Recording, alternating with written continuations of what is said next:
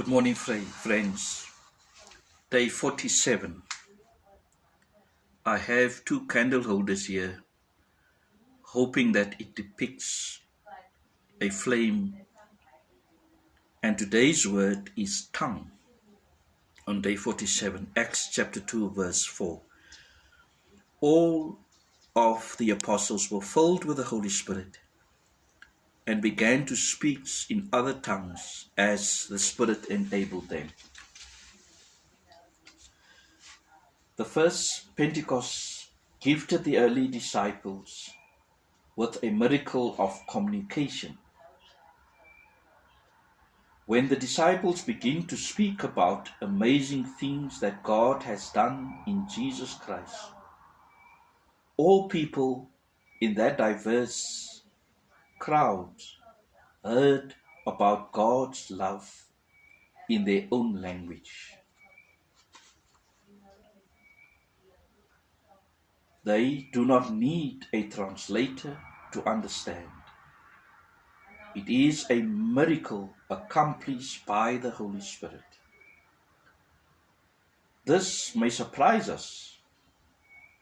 Usually when we think of the gift of tongues, we think of unintelligible sounds and syllables. The Pentecostal experience is different. It is an experience of remarkable connection across the divisive boundaries of race, of gender, of age, and nations that we so often create. The coronavirus brought us together as a nation, as a world community, because we are all affected by it. And to think that Pentecost happened in the context of this pandemic. How powerful it is that we can hear the language of love at this time. Trevor asked us a question.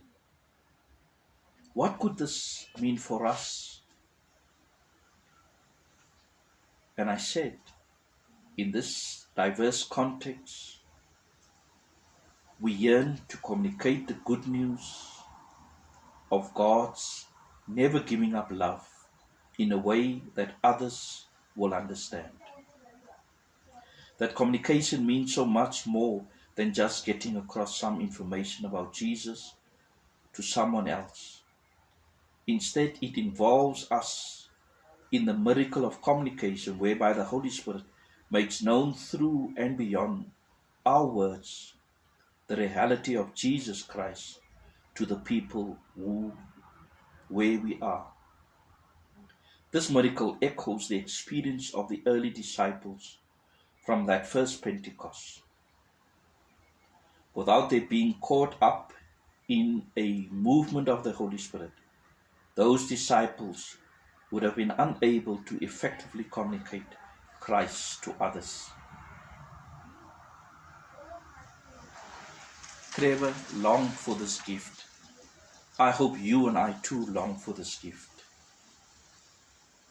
We long to be able to communicate the availability of Jesus' love, grace and mercy in the tongues of those around us, in the tongue of teenagers and pensioners and those in between, in the tongues of the beaten and the broken and the battered, in the tongue of the rich and the famous and the privileged, in the tongue of the overemployed and the unemployed and the underemployed, in the tongue of the lonely and the rejected and the ostracized, and in the tongue of the sick and the bereaved and the dying.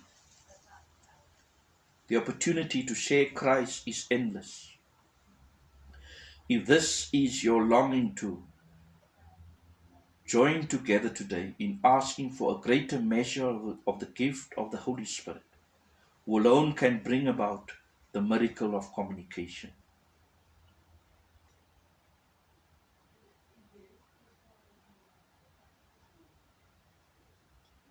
Today, we are called to consecrate our tongues to God. Ask that our tongues may be baptized with the Holy Spirit, so that it may be conformed to Christ and converted to his ministry of loving words. May you be blessed.